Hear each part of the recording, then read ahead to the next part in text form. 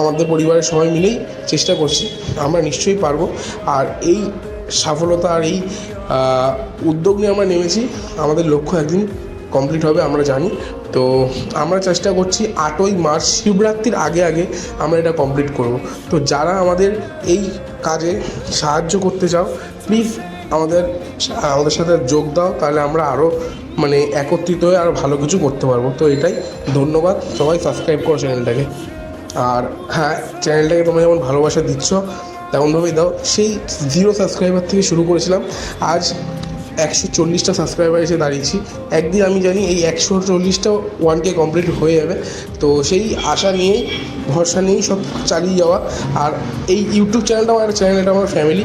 তো সবাইকে tata, bye bye, দেখা হচ্ছে আবার নেক্সট ভিডিও।